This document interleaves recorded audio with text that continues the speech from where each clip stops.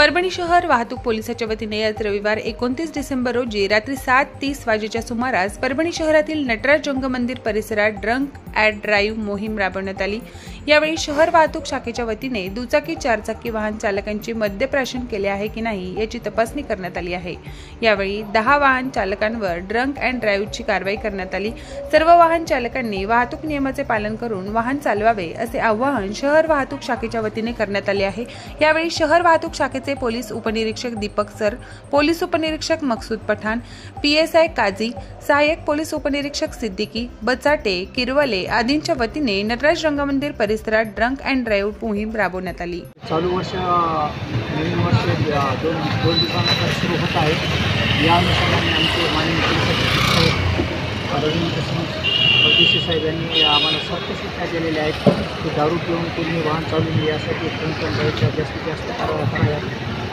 नवीन वर्ष उत्साहात आणि शांततेत सर्वांनी आनंदात साजरा करावा असे आमचे मान्य पोलीस अधीक्षक यांचे निर्देश आहेत। परंतु कोणीही दारू पिऊन गाडी चालू नये किंवा स्टंटबाजी करू नये। विशेष करून लहान मुलांनी, नवतरुण मुलांनी विपरीत वाहन चालू नयेत, स्टंट करू नयेत आणि दारू पिऊन वाहन चालू नयेत म्हणून साहेबांनी, आमच्या एसपी साहेबांनी सक्त सूचना केल्या आहेत की बाबा लोकांनी अपघातमुक्त वातावरणात आपला नववर्ष साजरा करावा।